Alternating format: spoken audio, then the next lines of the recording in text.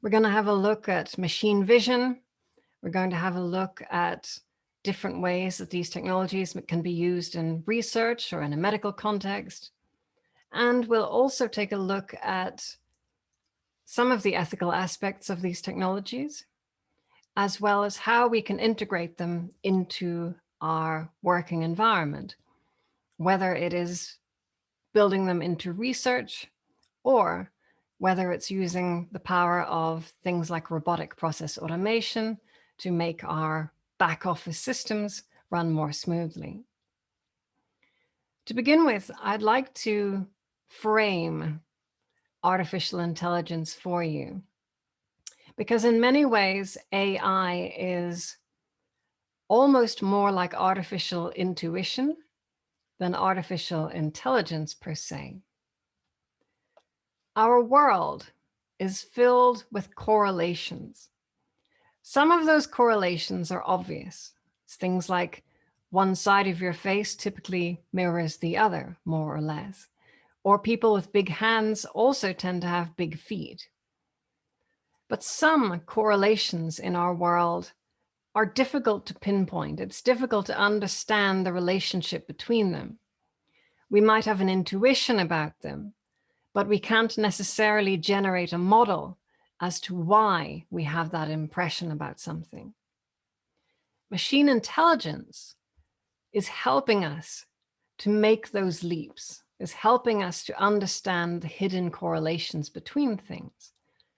And so AI is able to help us to make sense out of chaos and to automate the ineffable. Ineffable meaning those things that we cannot put into words or that we cannot express through mathematics.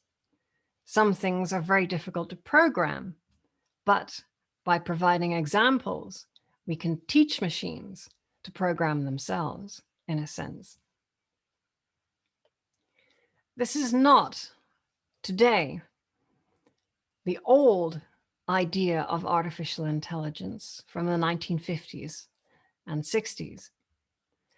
The original kind of artificial intelligence was about programming a machine to mimic some of the mechanisms of a biological intelligence. And for a very structured, bounded, formal kind of game like chess, it's possible to write a complex program that enables you to play a game against computers. But of course, artificial intelligence today means something a bit broader than that, or a bit deeper, in fact. Really, we have moved from this world of everything being hand-coded down into a world of machine learning. From the 1980s onwards, we started to do research in new ways of teaching machines how to understand the world. Instead of having to create rules, we could instead create sets of examples, data sets, and by feeding those into the machine, they could begin to learn to recognize patterns for themselves. And there are a couple of major ways in which that is done. Machine learning is in some ways comparable to how a human might learn, a young human, perhaps at school. One method of learning is to sit down in a lecture and pay attention. There is a lesson to be learned, and there is a lesson or a wider curriculum. And within that, the agent is obliged to pay attention and to try to take on board that information. And they are probably marked at the end. They're given a grade and told where they may need to improve. This is, in essence, supervised learning. Then that child might go out into recess, out for a break, and they might explore the world, start playing with leaves or drawing lines in the dirt, etc., staring up at the clouds in the sky, with no specific agenda, but they're still able to learn. And there's nobody there to grade them, and there's nobody there to explain what is a leaf or what is a cloud, but they're still able to generate their own concepts about what these things are. And this is, in essence, unsupervised learning. Then there's another form. It seems strange, but it is possible to train a pigeon to be a quite sophisticated differential algorithm, if you will, for, say, oncological biopsy information. You can train a pigeon to peck in the right place by giving it little bits of grain whenever it happens to peck in just the right location. And so the humble pigeon can actually become a very powerful tumor detection agent. Of course, the problem with birds is that they don't last very long. By the time you've trained your phenomenal pigeon, its little legs are in the air. But machine intelligence doesn't necessarily have that problem. But machine intelligence can learn in a similar way by providing reinforcement, basically giving the machine a score and a, thumbs up or thumbs down whenever it gets warmer or colder. The machine can learn over time what the trainer is looking for. So these three schools are some of the main areas in which we can teach machines in slightly different formats, these supervised, unsupervised, and reinforcement methods. In recent years, within the last 10 years or so, we've begun to move into the world of deep learning, which is a subset of machine learning, as machine learning is a subset of artificial intelligence.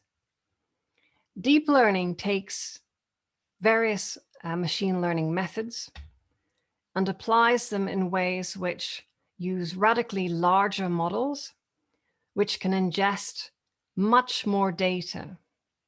And it turns out that there is an unreasonable return given a larger set of data to learn from. These deep learning systems are much more sophisticated than previous forms of machine learning. They're able to learn to make all kinds of inferences, which prior generations of technology could not. Here, for example, we have a photograph, which is quite low resolution. But thanks to these kinds of techniques, we can reconstruct that lost information, even though that information was never captured in the first place.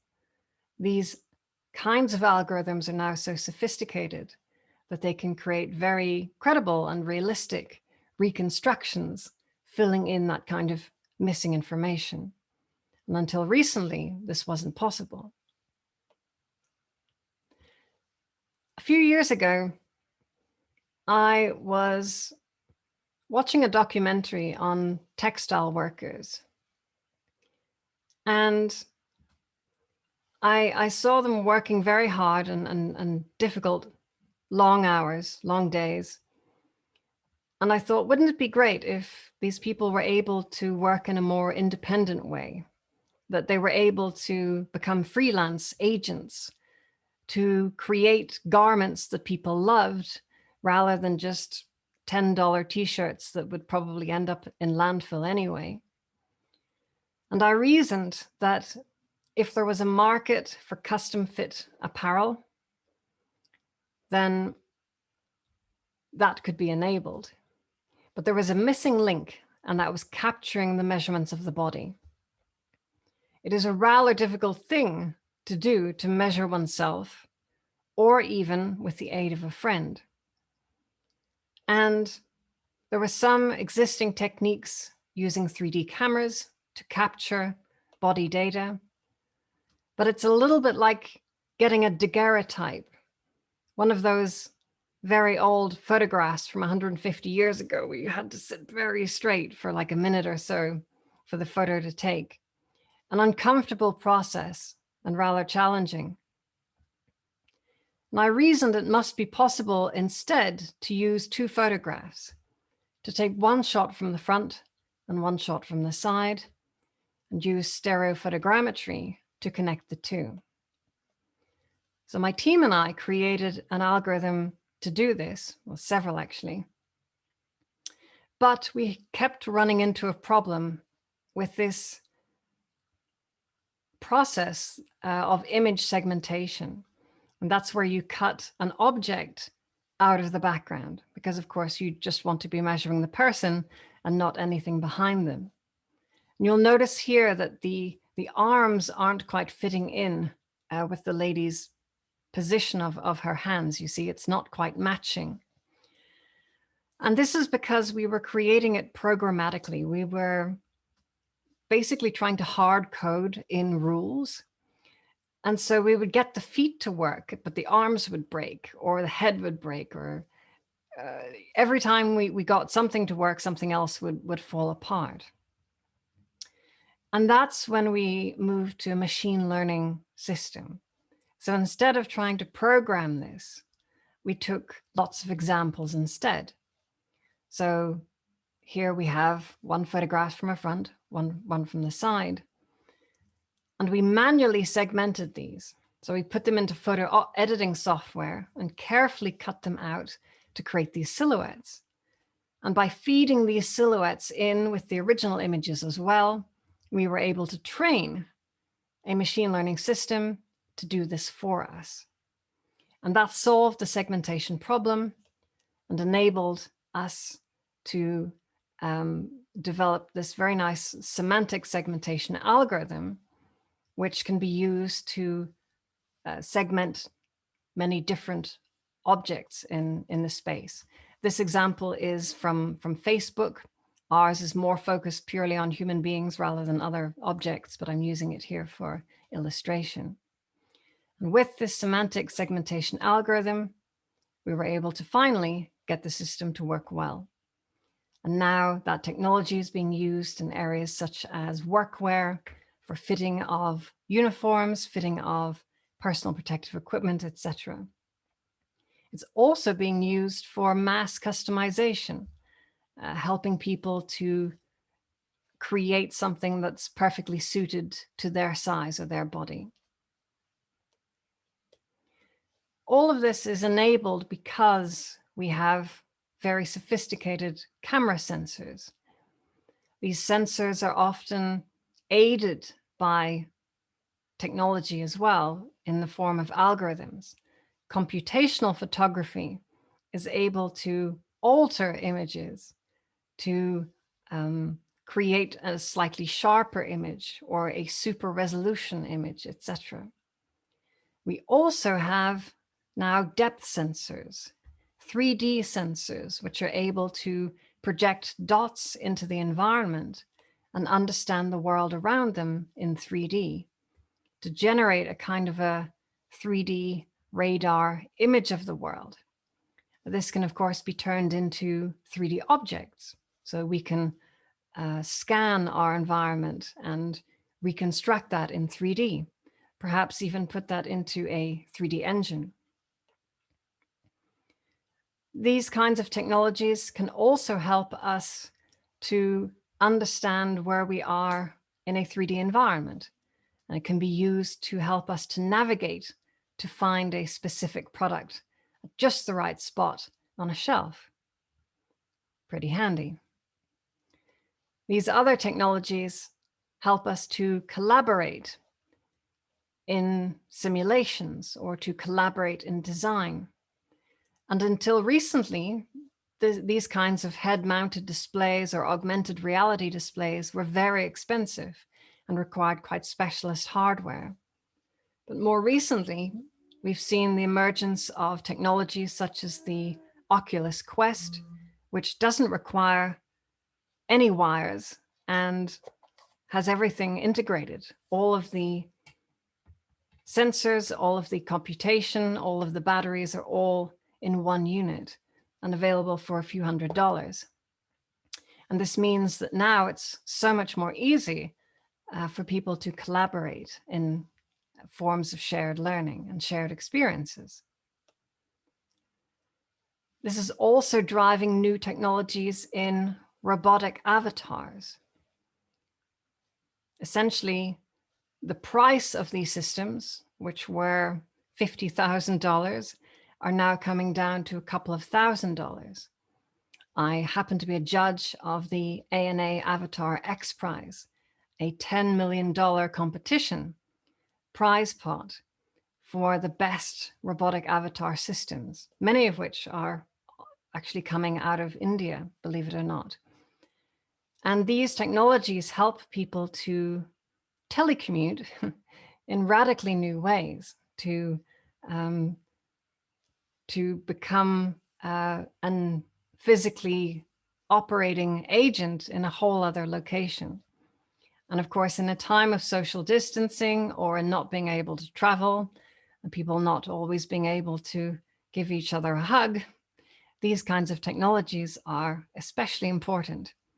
And during the 2020s, we're going to see the rise of these kinds of avatar technologies as they move from the lab and into commercial deployment. In cheaper, simpler ways, we can also use setups like this iPad being used by Nokia for an augmented reality training system. So here, an operator is learning the procedure for how to perform an operation using these kinds of augmented methods. It's possible also for these technologies to do things like super resolution, not only on photographs of beautiful Greek villages, but also, of course, on DICOM data to enable older sensors to get higher fidelity information. And it means that the expected life of older equipment can actually be extended. So you can get more use out of technology which might have been considered a little bit out of date.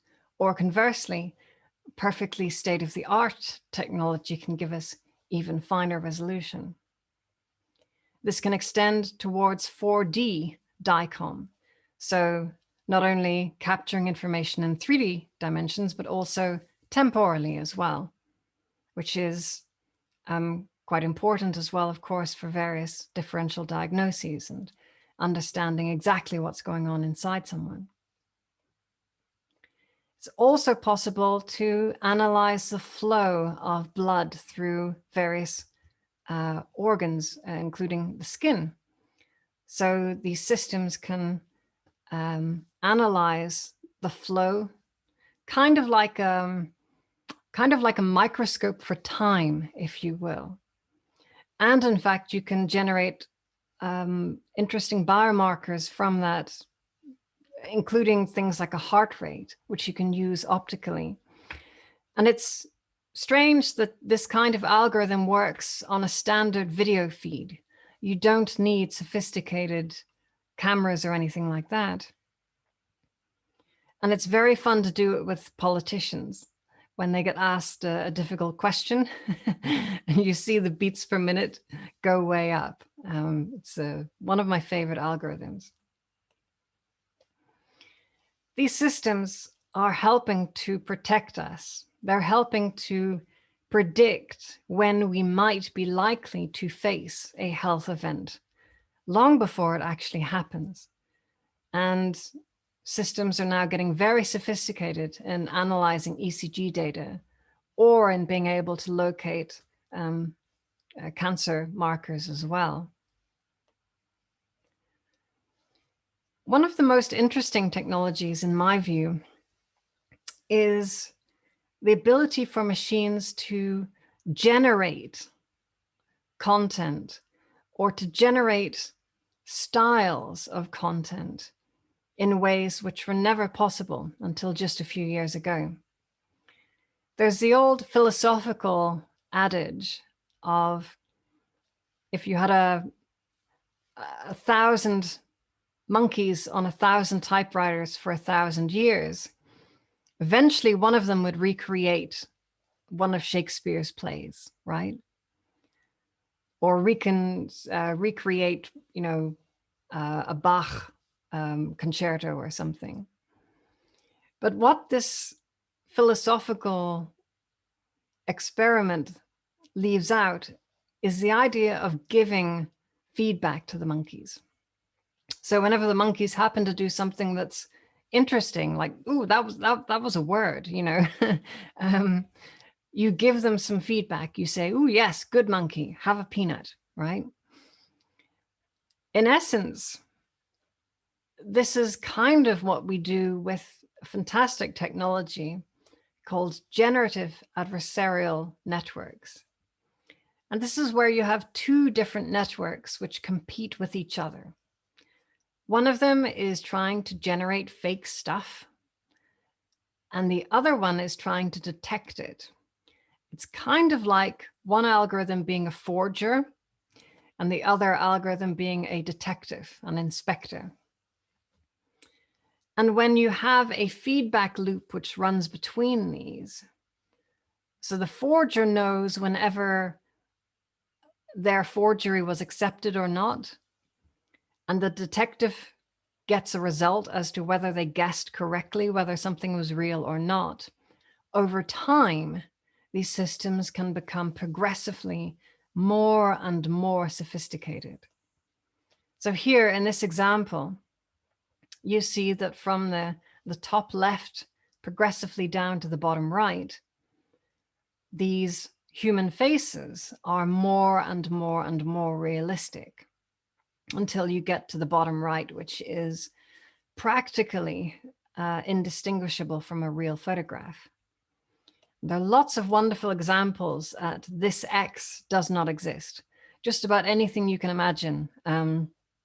Cars, teddy bears, kittens, all sorts of different examples of GAN-generated imagery exist there. Of course, GANs can be used for videos. They can be used for audio. Just about any object you can think of can be generated in this way. Here's an example of style transfer, where you can append one of the styles of the great masters onto a sketch like you might create in Microsoft Paint. And if you don't like where that bush is, you can move it somewhere else. And then voila, you've had it your way. You have your own personalized masterwork. Here's another example.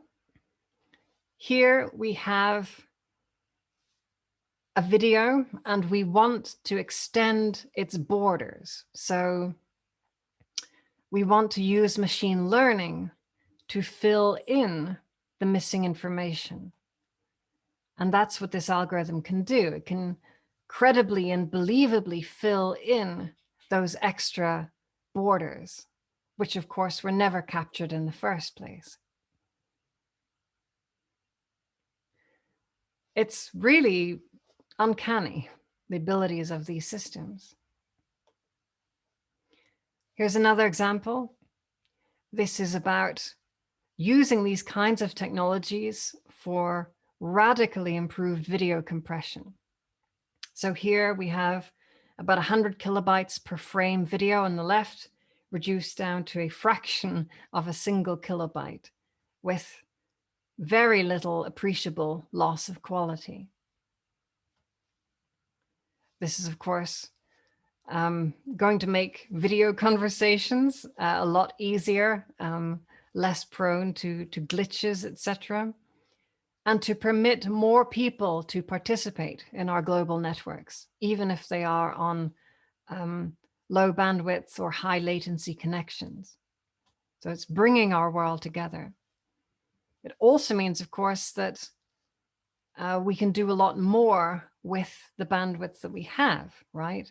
So we can send a 4K stream encoded in these methods over 3G very easily. Such generative techniques can also be used within engineering. We can specify the parameters that we're looking for. For example, we want a minimal strength, we want a maximal bill of materials, etc., maximal mass. And we can use these kinds of generative algorithms to generate potential solutions. We can select the ones that we prefer, and over time, we can evolve these kinds of systems to being very sophisticated indeed. We can start out with something which is obviously made by humans and progressively optimize it until it is very organic looking, very alien, in fact. It's something that no human mind could have conceived of. It's so hyper-optimized. We can even use these techniques within, for example, medicine. Here we have a lost tooth, and we don't have the original to model, but that's okay because we can make a model or a scan of the other teeth in the jaw.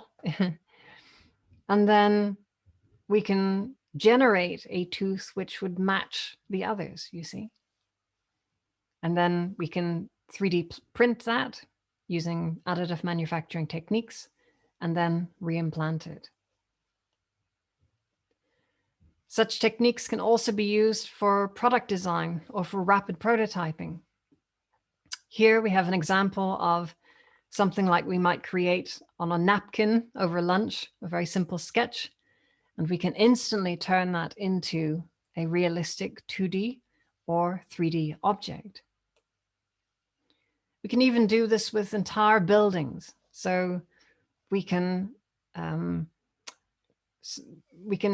experiment with different options based upon a certain footprint.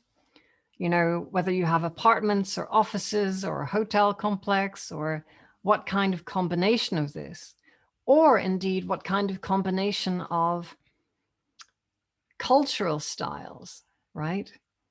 Whether you want a Western style or an Eastern style or an African style, etc.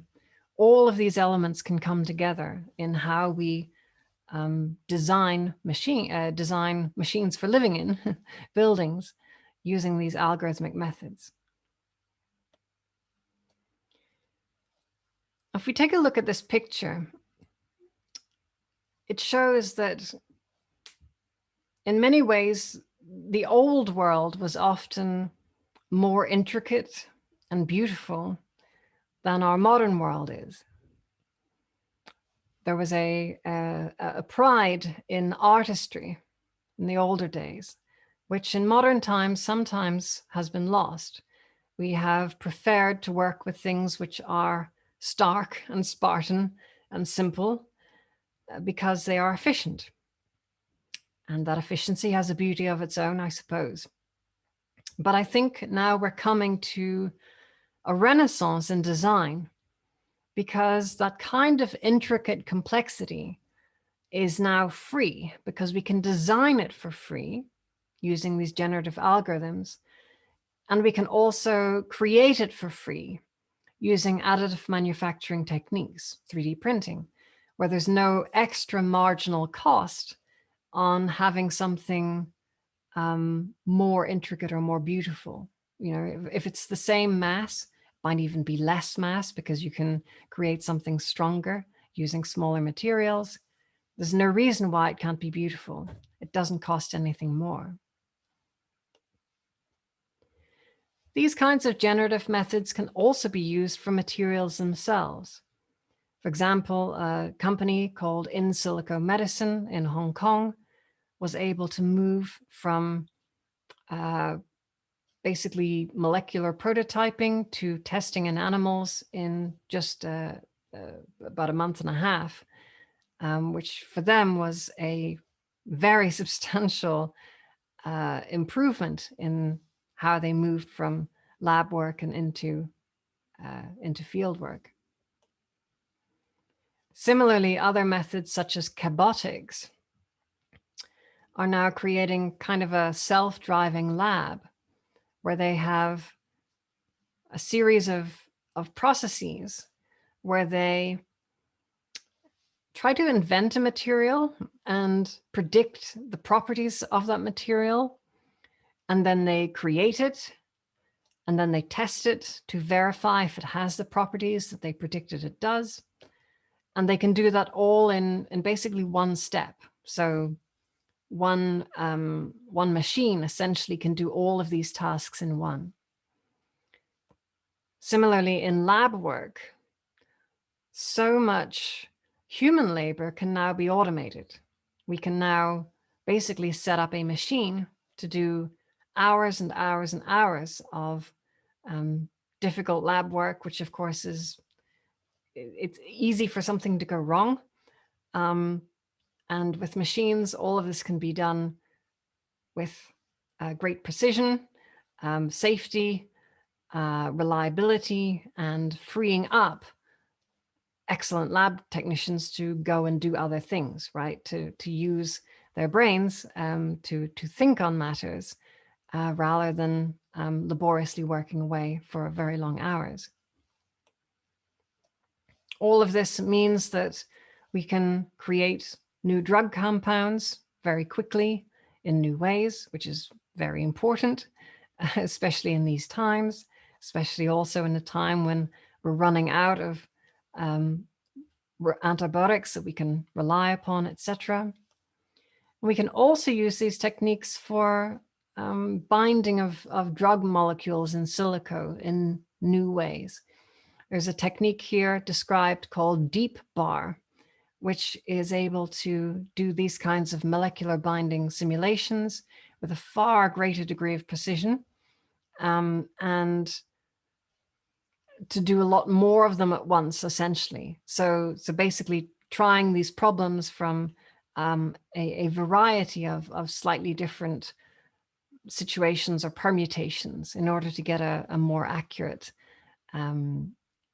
view of what's going on in these simulations. So that's what deep learning is enabling for us today. There's one other subset of deep learning that I'd like to briefly go into as well, which is meta learning. Deep learning is about, well, going deep into a subject, if you will. It is deep and narrow. A deep learning system can be very good at doing one thing, but is not able to generalize. It's not able to do multiple things, typically. Whereas a meta-learning system tends not to be brilliant at any one thing, but it's not bad at a bunch of things, right? And this gives it much more flexibility.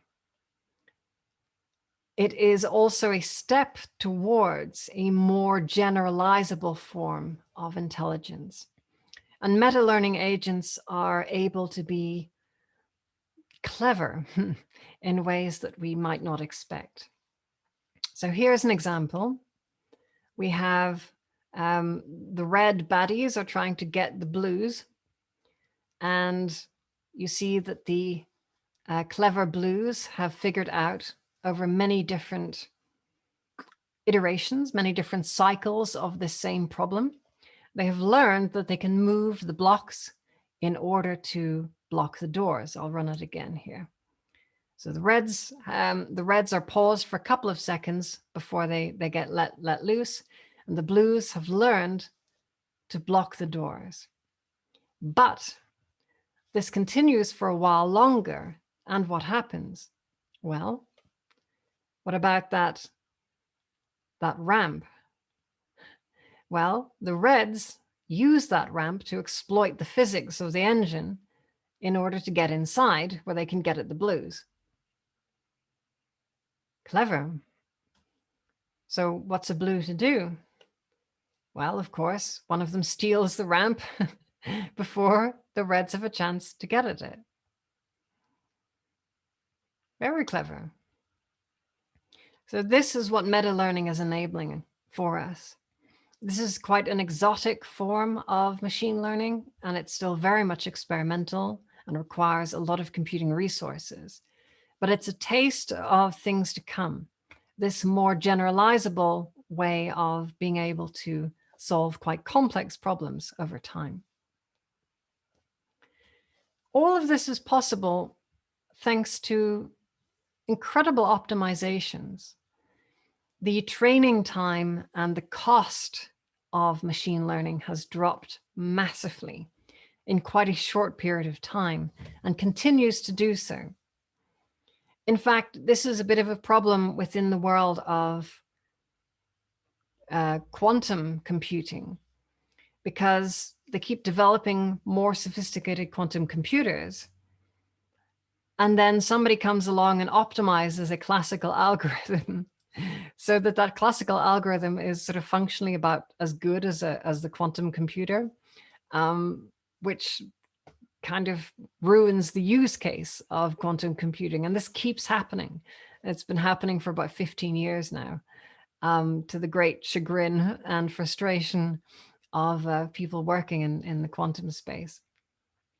But all of these optimizations democratize access to machine learning, because it's, of course, so much more cheaper and accessible. It means you can run it on modest hardware as well. And of course, if you can do more with less, you can allocate those resources elsewhere. And so now we're entering a world of truly massive models, far larger than anyone had really conceived of. GPT-3, Generative Pre-trained Transformer 3, came out about last summer. And since then, it has opened the floodgates, because this algorithm model really is very, very large. And it ingests a huge amount of data, a very significant fraction of the entire available internet, in fact. And because of that, it is very, very effective, particularly at textual tasks, very complex, difficult textual tasks. This system is able to deal with rather well. For example, this system can help you to write a letter or an email. So just by, lazily typing out a couple of lines of generally what you want to say, the system can generate a polite, nice prose for you in just a second or so. These kinds of techniques can be used also for things like contracts, or for understanding legalese, right? Very complex legal formal language. It's not always easy to understand, but these algorithms can transfer that into a style which is much more accessible. Another example, specifying what you want a program to do in natural language, and then voila, you have a program which does that function and all of the code to make it. And you can immediately take that code and execute it elsewhere or modify it further. So in essence, just by talking to computers in natural language, we can now get them to program themselves. There has been a real discontinuity in recent years, really since the advent of deep learning, but especially in the last 18 months, actually. In fact, it's hit another inflection point, essentially. And now the speed and power of machine learning technologies are basically doubling, not every 18 months to 2 years, as Moore's law would have predicted, but it's doubling about every 2.3 months at the moment, which is phenomenal. And it means that a lot of very interesting things are on our horizon in a short period of time. The GPT-3 model itself is already massively larger and more complex than previous models. It has about 175 billion parameters, which is a heck of a lot. And yet it's going to be dwarfed. It already is being dwarfed by algorithms created already today. And the CEO of NVIDIA, Jensen Huang, reckons that we're going to see 100 trillion parameter models within about 2 years, which is scary and nuts. Those models are going to be capable of incredible feats. And we already see a taste of that, because these kinds of systems aren't only just useful for text, although that's been what GPT-3 has been focused on, but they're also capable of generating images as well. For example, the Pikachu chair or somebody's lounge with a fireplace and 2 chairs and a painting on the wall of the Colosseum, no less. And so these systems are going to be able to generate practically anything, including video, including 3D models, for example. And that's going to change our personal and professional lives in new and incredible ways. You know, we're used to talking to our digital assistants and asking them what today's weather is going to be like, or who won a sports game. But very soon, we're going to be able to have a conversation with them. We're going to be able to actually engage with them, and they will ask us how our day went and give us a meaningful response, or maybe give us even some friendly advice or something like that. And that's coming soon. And when that happens, it's going to be a bit of a Sputnik moment, because people are going to freak out. Because that's kind of the dream of what AI could be. And we are very close to that realm already. I mentioned digital assistants. These are, of course, embedded now in so many different systems. Believe it or not, your Apple system, your Android system, your Amazon system, and I dare not say their names in case any of them activate, who knows where, but they can all talk to each other now. It used to be that they used proprietary systems, but now they can actually interface with each other, right? So your Amazon system can talk to your Apple system, etc. And now all of these devices are, they're being embedded in all kinds of other systems.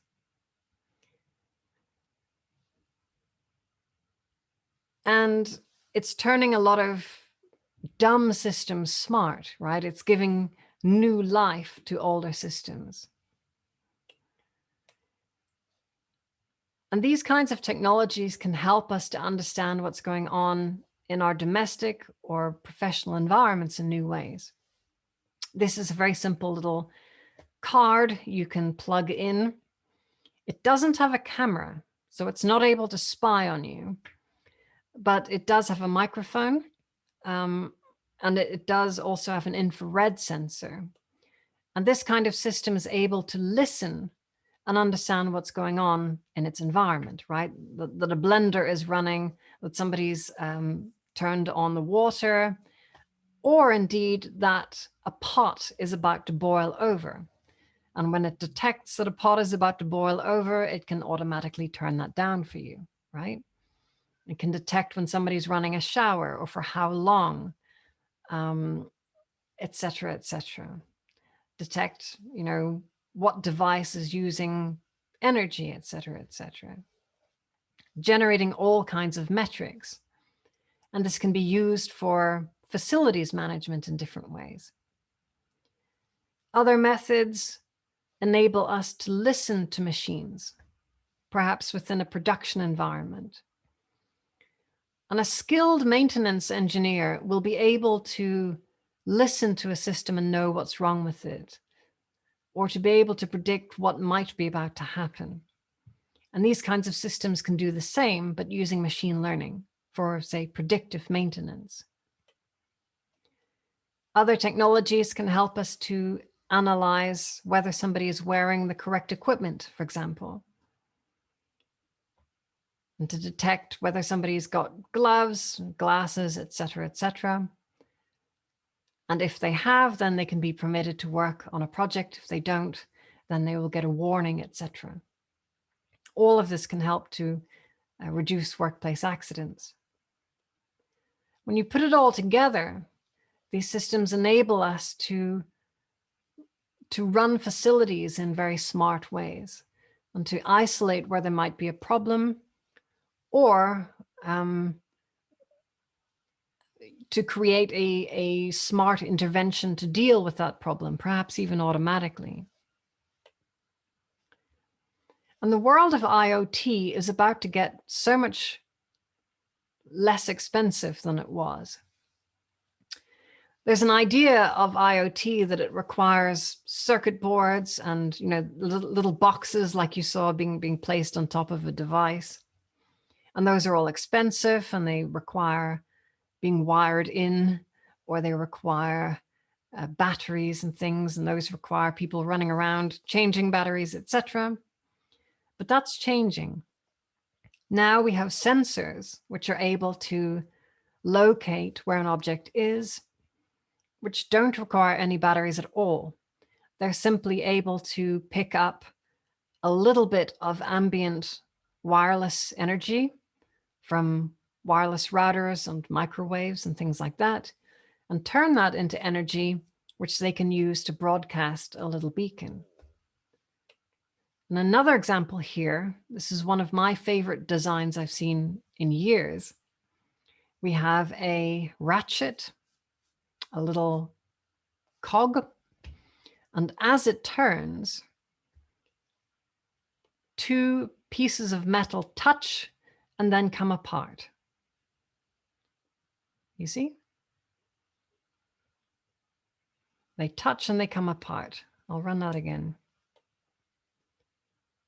And as they touch and come apart, those two pieces of metal are able to alter the backscattering of wireless radiation, right?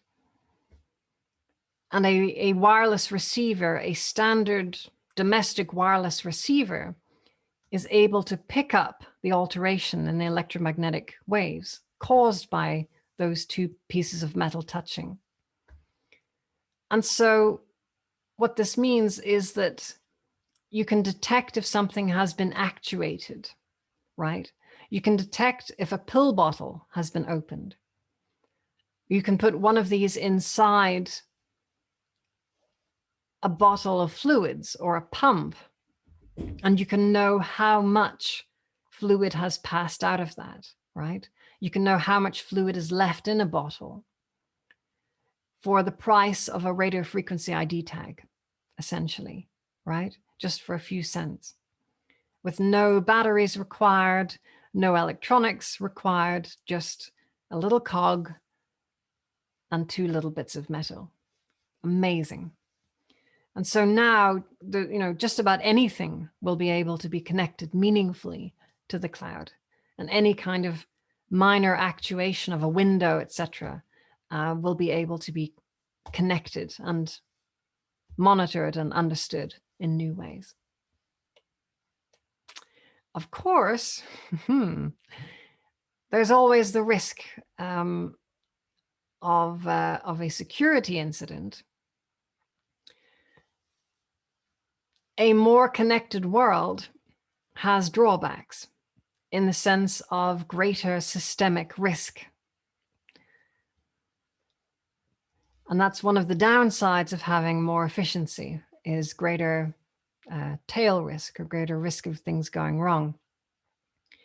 And there have been incidences reported of people's wireless doorbells and, baby monitors and things like that having been hacked by various cyber assailants, generally because the security on these things is terrible. Unfortunately, they often have a lot of default admin passwords, etc. They're very, very poorly secured, and they're also often kind of OEM manufacturing. So one chipset is in 1,000 different devices by different brands, but if you can figure out that there's only sort of 5 of those chipsets in production in the world, it's very easy to break into that system. And so if we're going to be able to enjoy this connected world, we need to radically improve its security. And we're going to be able to do that through merging AI and crypto. Because the area in which AI and crypto meet is in this idea of tokenization. And tokenization is an important part of modern crypto, particularly distributed hash table technologies built off Bitcoin technology, etc. And tokens are also an important part of transformer-based technologies in particular. And so we're coming to a world where these two very different domains are going to be able to meet and interface for the first time. They're going to be able to become more than the sum of their parts once they are linked together. And that's important because the world of crypto and AI is very different. Crypto is very deterministic. Something either happened or it did not. Generally, it's quite transparent. Generally, you can understand whether a transaction happened or not. And it can also be decentralized in various ways. So you can have different peers helping to do due diligence on things. The world of AI is not deterministic. It's very stochastic. It's very random. Often it's very difficult to understand what these neural network-based machine learning models are doing. They are so-called black boxes. You can't really understand what the statistical engine inside is doing. They also tend to be closed, often quite proprietary, and not generally very decentralized. But when you put the two together, they become able to overcome each other's weaknesses and to boost each other's strengths. And so what this means is that we are going to have trust and coordination, shared knowledge, that's sort of better epistemics about the world in ways which align incentives in new ways and which are radically decentralized. And so there's fewer opportunities for corruption or fewer single points of failure. The great philosopher and logician Whitehead reckoned that civilization essentially advances by, well, when we can automate things, when we can automate these important operations and do them without requiring human effort or human thinking. And so the more of these difficult operations that we can begin to automate through these means, generally speaking, all things being equal, if we do it right and we do it ethically, our civilization will advance, right? We'll be able to do so many new things that we weren't before. So how might you go about advancing your civilization, or advancing your organization, or advancing your department, or advancing your personal life?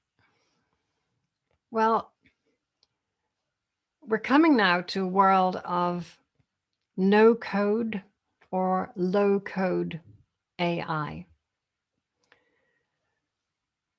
And this is exemplified at a high level by things like GPT-3, which, that technology that I mentioned, you cannot access yourself, as in you cannot run that model yourself, although there are some other models that are available that are similar. That model is available as a service. It's available through an API, right? An application programming interface, where basically you send a request and you get an answer. Now, this is really good on one level because you don't have to run the hardware. And running the hardware for that kind of system would be rather difficult. And so the cost of access is greatly reduced at the trouble of a little bit of extra latency, right? Because you have to wait for something to go to their server and come back, which is a trade-off. At the lower level of no-code, low-code AI is the world of robotic process automation. And robotic process automation is somewhere between old-fashioned business process outsourcing, which is basically where you have a bunch of paperwork and you make it somebody else's problem, and AI, which is where you have machine intelligence do very clever things. RPA, robotic process automation, is somewhere in between. And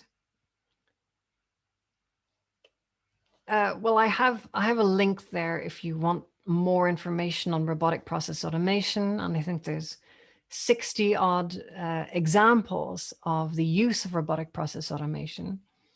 But it's something to think about, because a lot of the technologies that I've shown you have been, well, very sophisticated, best state-of-the-art stuff out there right now. But that's not always what we need in our professional lives, right?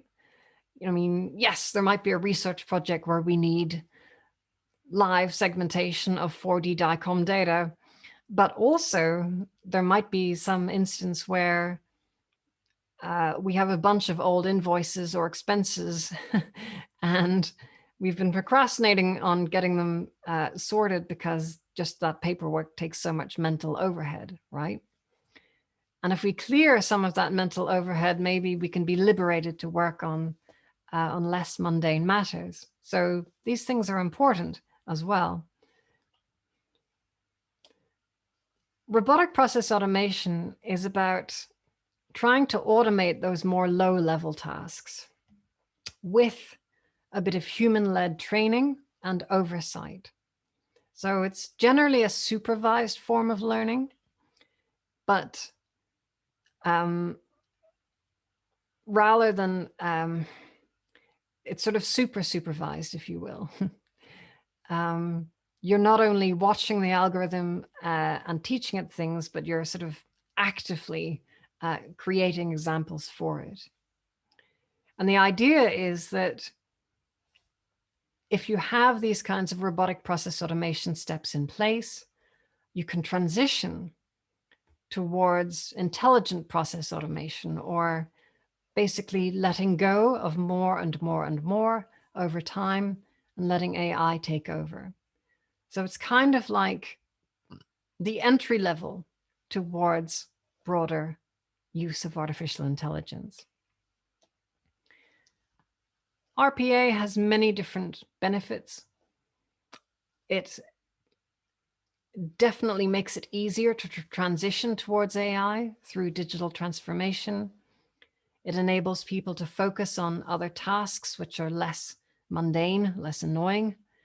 And certainly it can reduce costs and increase productivity, whilst making compliance easier because you've got all of your documents in one place.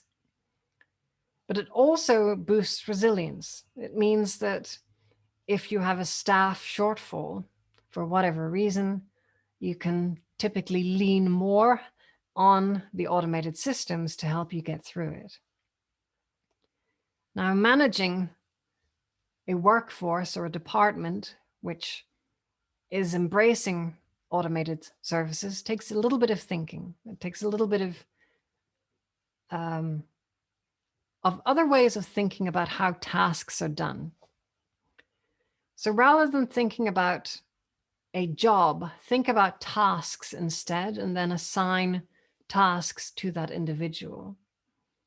And think about different skills which are needed for that task, and figure out whether they should be done by a human being or by a machine.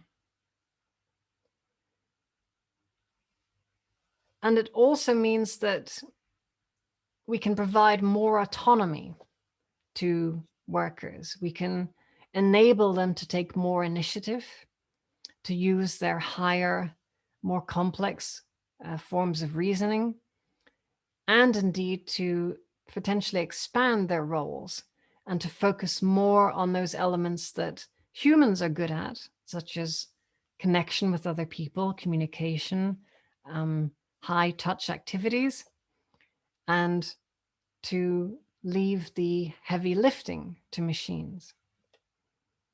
And in essence, that's what it's all about. It's not about machines taking people's jobs, but rather machines doing the heavy lifting of the tasks that humans don't want to do, to liberate humans to do things that they find more interesting, more engaging, and more in touch with those higher faculties of the human mind. And another way that these technologies are actually liberating people is because they're enabling business process outsourcing, which basically involves doing lots and lots of paperwork. It enables people to let go of that.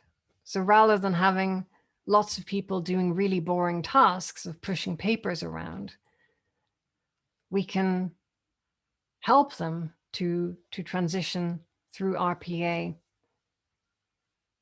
into other roles. So how do we go about that? How do we hand off from business process outsourcing to RPA and eventually to AI? Really, it starts with tagging information. Here we have an example of an invoice, and there is information within that we want to pinpoint. We want to annotate that information and to ensure that we can extract it. So we highlight it, right? We highlight the most interesting parts that we really want to capture.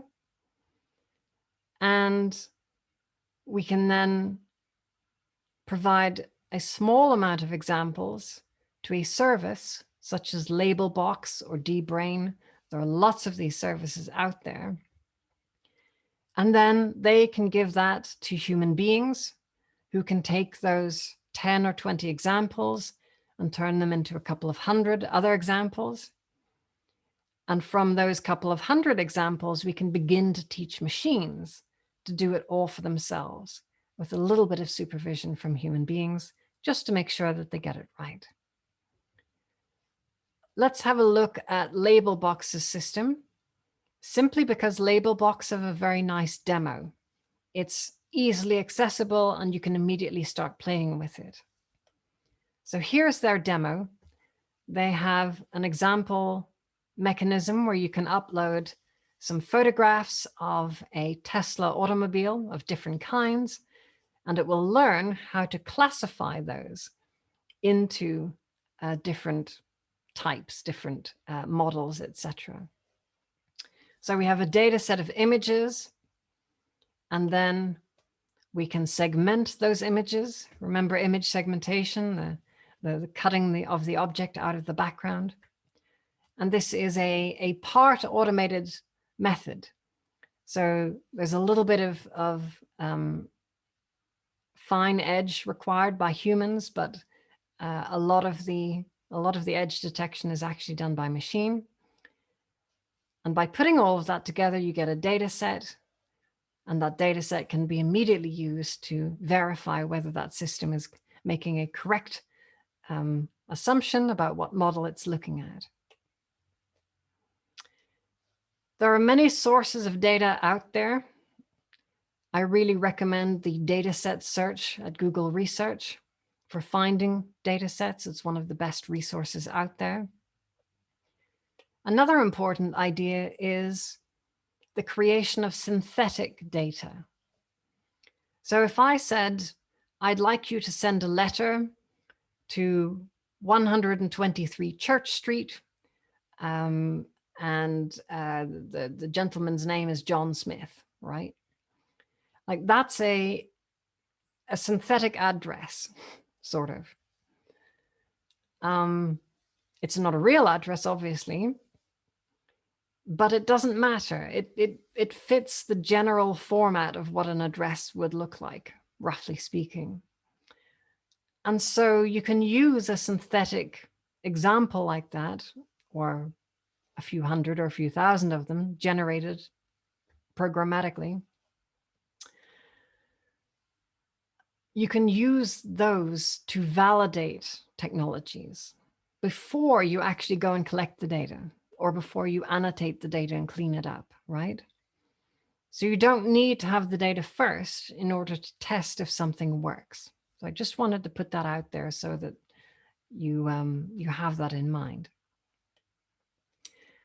How do we choose a project?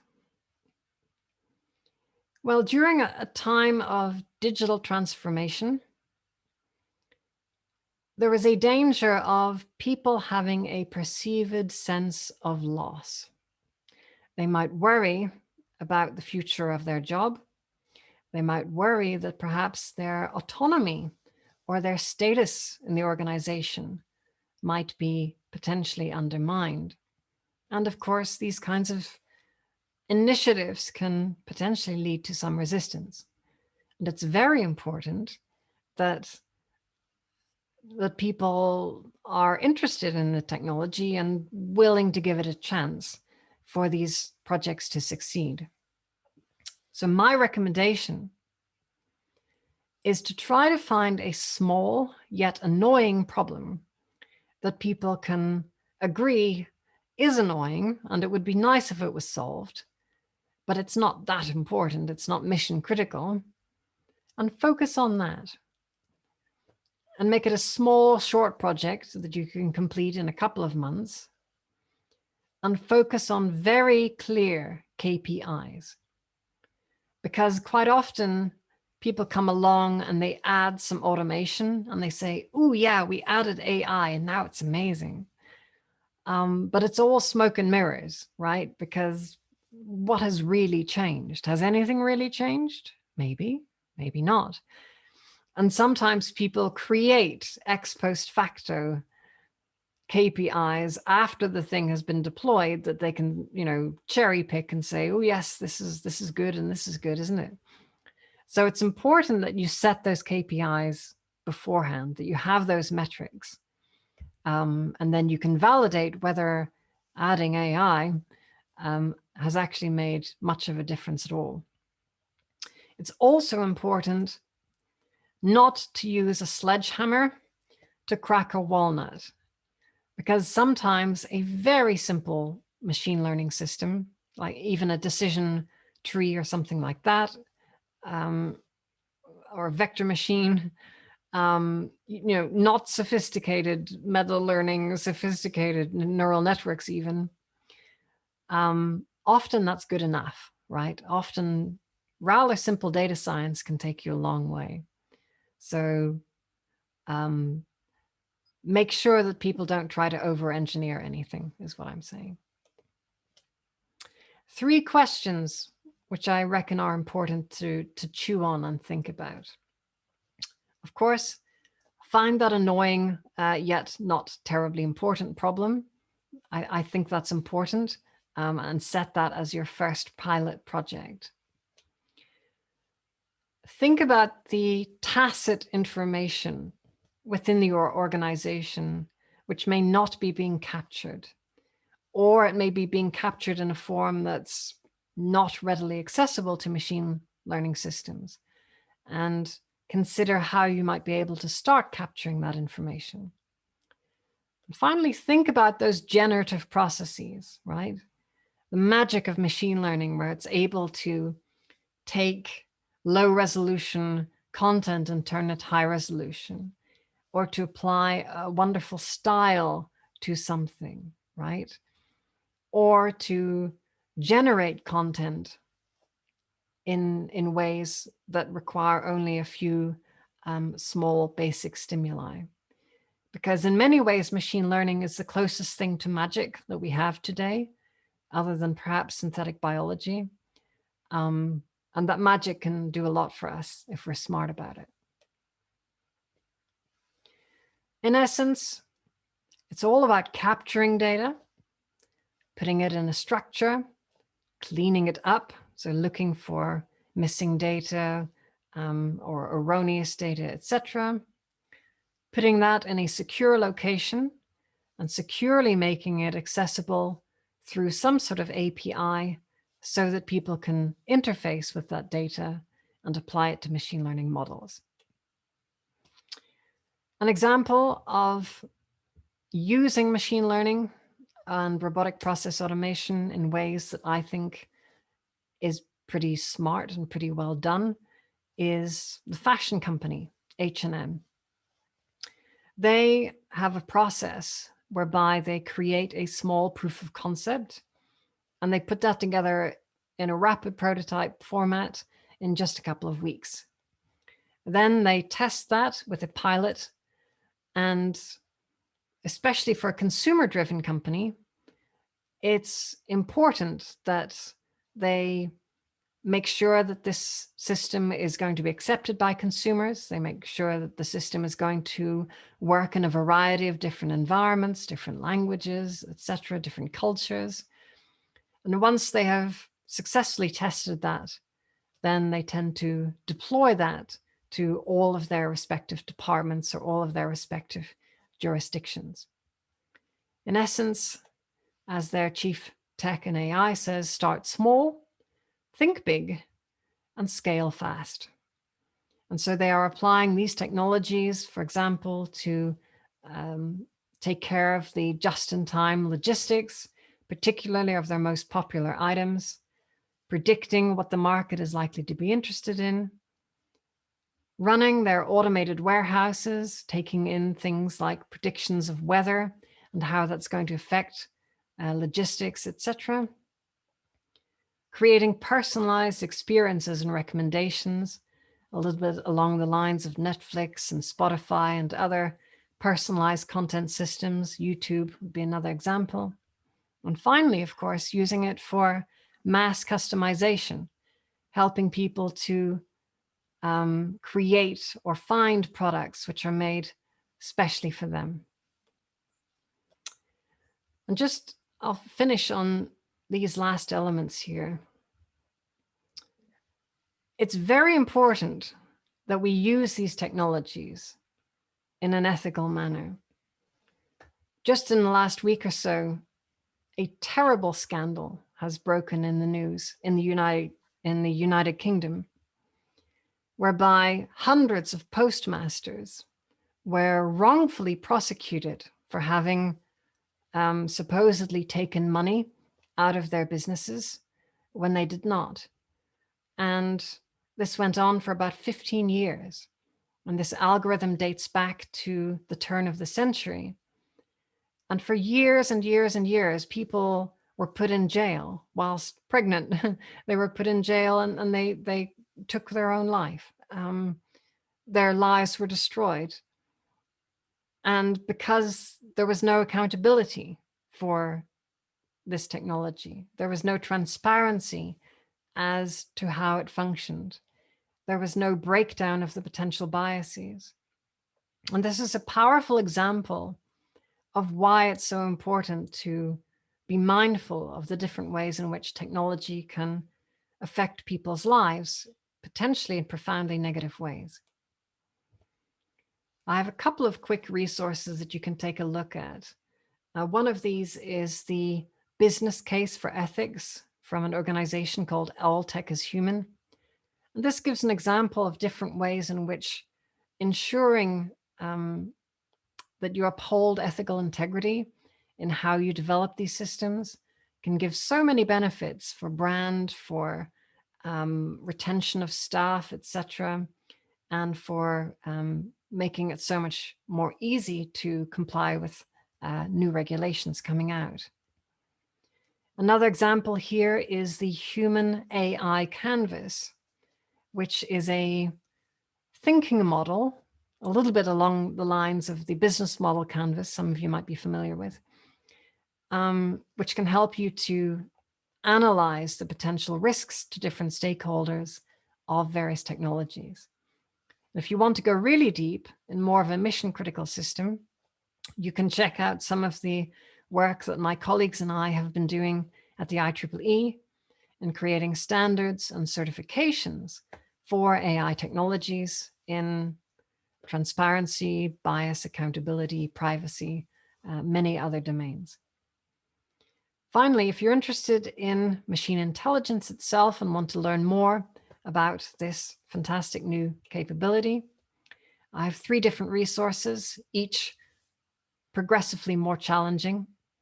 This one is the Elements of AI course, which is free, and it's a nice basic introduction to the concepts of machine intelligence and how to begin applying it. There's another great example here at the simple plain English description of machine learning. This is a nice way of learning about different models and some kind of test deployments that you can play with. Finally, if you are more comfortable with machine learning, or at least with different forms of computer science, bioinformatics, etc., you can take a look at paperswithcode.com/SOTA, which means state of the art.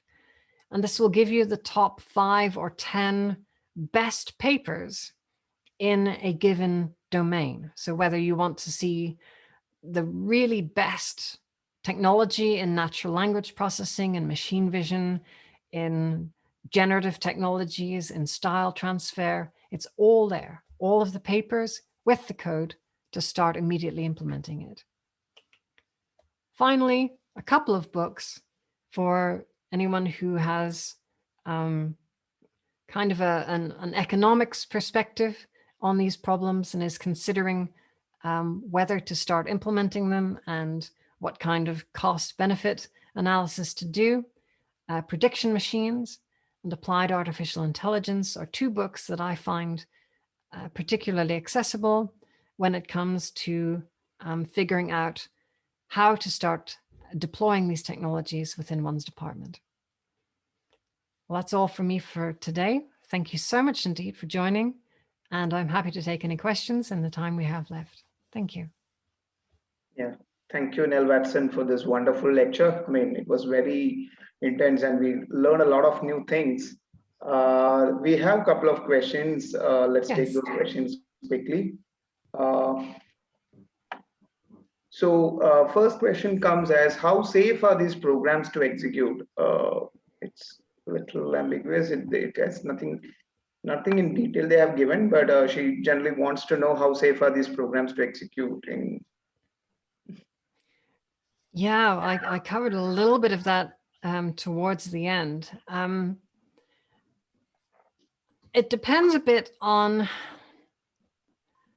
the domain. I mean, if you're applying these systems within medicine, within credit control, within law enforcement, etc., there's a lot more can go wrong, right? If you're dealing with somebody's life, liberty, and happiness. If a system is more for entertainment, if a system has a lot of human supervision to it, if there's a lot of auditing has been done of a system to work out where it might be biased, etc., then that would typically be less of a concern. But any system which is used in a high sensitivity environment, or where a bad outcome might lead to somebody losing out on an opportunity or being harmed in some way, that will require strong ethical scrutiny to ensure safety and adequate responsibility. And I find also it's not quite enough to just think about things in terms of systems, but also about the organizations behind those systems as well. So in the world of air safety, which is never fixed, it's never perfect, right? Air safety is always progressive. It gets better and better, and accidents tend to be more and more strange edge cases. But when that happens, there is the flight data recorder and there is the cockpit voice recorder. And the two go together because the flight data recorder tells you everything that's going on in the aircraft, but the cockpit voice recorder tells you what's going on in the pilots. And generally speaking, accidents happen when there's a strange interface between machine and human being. And it's only with those two elements together, the flight data recorder and the cockpit voice recorder, that we truly know what happened. And that's why it's very important to not only think about whether a system is safe or less likely to be biased, but also what is the culture of the organization? Does the culture enable transparency? Does it reward people asking an honest question like, this makes me a little uncomfortable. Have we thought sufficiently enough about this area, right? What kinds of incentives might be in the organization? Are people desperately trying to solve a problem but not really thinking about the repercussions, those kinds of things? So those are all very important aspects as well. Second question comes from one of a colleague itself.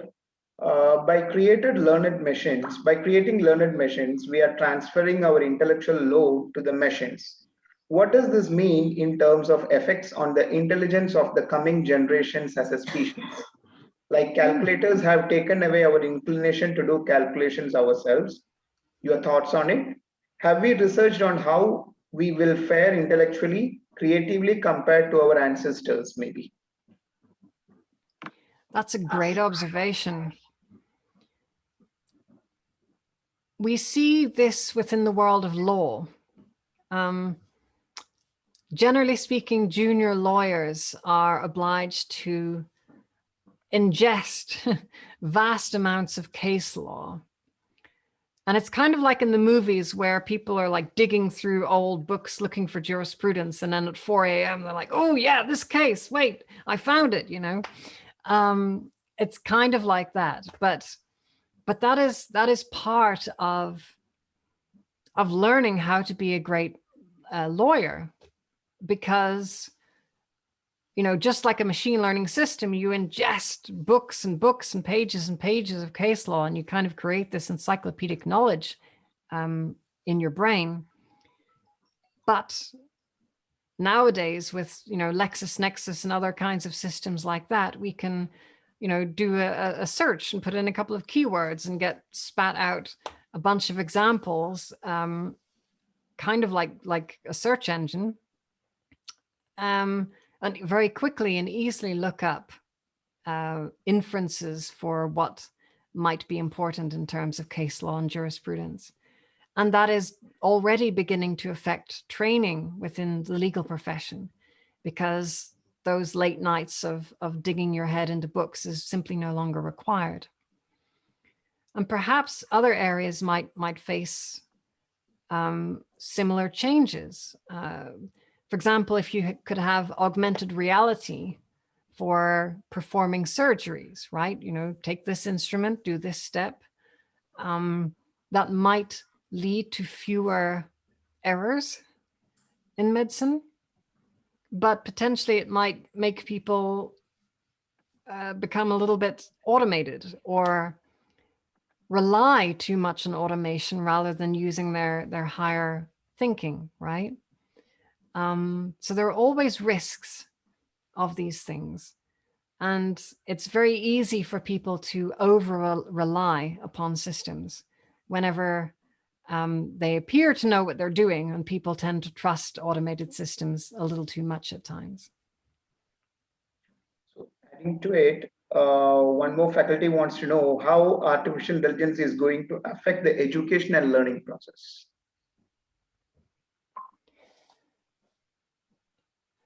think there are great opportunities for AI to assist education, but AI should be used as a coach rather than a mentor. Those are different roles within people's lives. A coach is about helping you to improve something like a skill by a quantifiable amount, right? So a coach can help you to, lift more weight than you could, you can lift 10 kilos more weight. You can run a kilometer in 20 fewer seconds, right? Whereas a mentor is about those soft skills. It's about helping somebody to understand their position in the profession, their position in broader society, the chart of their life over the long period, etc. And it tends to be more of an ad hoc kind of relationship, but over a longer period of time. AI makes a lousy mentor. Humans should be mentors, but AI can make a great coach. If you can specify something that you want to quantifiably improve at, AI can help you massively because it can help you to improve that training time, that training loop, a little bit like the GANs, the generative adversarial networks. It can present you a problem and you try to deal with that problem, and it can immediately tell you whether you succeeded or not. And so that can speed up that kind of training massively. We have a Spot couple of on. She's spot on. Yeah. Thank you, Nell. That was fantastic. Thank you. My pleasure. Thank you. Couple of more questions. If we have time, I'm not sure if we have time. Yeah, 2 more minutes. Thanks, Nell, for the fantastic and highly insightful talk. Are there also simultaneous AI advancements to prevent further violations of privacy, which inevitably result due to these current and upcoming technologies like GPT-3 and others? Privacy is a huge question. Some companies like Google are creating programs like Flock, which is federated learning of cohorts. So the idea is that rather than working on your personal data, you are placed into a cohort of people that have similar interests. But there's been quite a backlash against that because people find that even more spooky, that this cloud of information of the websites that you visit or the things you're interested in would follow you around. These are very open and active questions. I think that cryptography can help a lot, and the blending of AI and crypto will hopefully help that. The same way that SSL, the little padlock in your browser, has enabled e-commerce in ways that were unimaginable back in the 90s. One last question. So with increasing parameters and complexity of these models, are we going to make more complex models, or how can we optimize this to understand these models better? The process of optimization will continue to enable larger models because we can do more with the given hardware resources that we have. And so paradoxically, that will create larger models. The more that we shrink the models, the larger they will get, just the same way that the better roads that you create, the more traffic end up on them, That's just sometimes how these things go. Okay, so with that, we have come to the end of the Q&A session. So Dr. Director Ma'am, if you want to speak something. Yeah, first of all, let me thank Nell for this fantastic, magical almost, but freaked me out a bit. Okay. I can imagine. Yes. I read somewhere that one of the subsets of artificial intelligence is self-awareness being now put into machines. Theory of mind has been, kind of brought about in a way, but consciousness, is it being tried to be put into machines? I hope it stays in the realm of science fiction. I think that's far in the realm of science fiction for now. I think I'm not even sure if machines are anywhere near understanding truly theory of mind yet of human beings. We are far from that. We're still in the realm of artificial intuition. Truly, it's not really artificial intelligence. Really, machines are not able to have common sense, and they're not able to think. It's more about intuitive leaps of inference. Thank you. Thank you. That's a big relief to know. Yeah, fantastic. Absolutely fantastic. My pleasure. Thank you so much. Thanks for this insightful session. So that brings us to the end of the first day of the faculty development program. Dear participants, we look forward you for participating in the coming 4 days as well. If you have more queries and all, you can post it to us in the email, and we will be happy to get the answers for that. Yeah. Thank you, Watson. Thank you. Thank you.